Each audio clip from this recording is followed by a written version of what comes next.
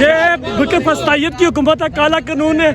और ये जिस तरह खान साहब को लेकर जा रहे थे और इन्होंने जो है ना हम टैंकों के आगे लटने की कोशिश की, बंकर बंद गाड़ियों के आगे लटने की कोशिश, हमें गिरफ्तार करें। खान साहब ने भी कॉल दे दी है, जेल भरो की तहरीक। हम सारे PTI के कारकुनान, हम मोहब्बे वतन पाकिस्तानी है। ये 4 लोगों की जमात नहीं है जिस तरह इन्होंने 13 पार्टियां मिलकर इन्होंने जो है काले कानून के तहत इनको, शेख साहब का क्या मुकदमा है, कौन सी उन्होंने गद्दारी की है, जिस तरह इनके साथ नारवा सलूक किया जा रहा है। तो हम गिरफ्तारी देने के लिए आए, हम मजम्मत करते हैं। अगर शेख साहब को रिहा न किया गया पूरा मुल्क जाम कर देंगे। तो ये जरदारी पर जो इल्जामात लगाए हैं वो जरदारी की क्या इज्जत है? क्यों गुर्दे में है उसका, इज्जत किधर है? जरदारी वाकई बीबी का कातिल है, उसने पहले अपने लोगों का मर्डर करवाया, वाकई खान साहब की जान लेना चाह रहा है। वजीराबाद हमले में क्या हुआ, शरीफ के साथ क्या हुआ, इस मुल्क में इमरान रियाज के साथ क्या हुआ?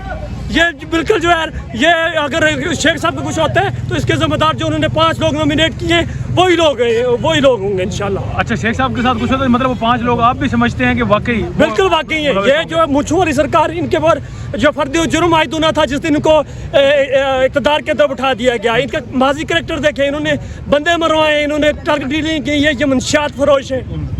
मरियम नवाज भी आजकल जिस तरह से जलसे कर रही है वो भी पॉपुलर लीडर के तौर पे सामने आ रही है। सर हमारा एक ही मुतालबा है, ये लोगों मैंडेट लेके आए, इलेक्शन करवाएं। अच्छा। हम जो है बिल्कुल इस इम्पोर्टेड सरकार को नहीं मानते। हम जल्द अज जल्द इलेक्शन की तारीख दें, हमारा सिर्फ यही मुतालबा है हुकूमत से। दूसरी बात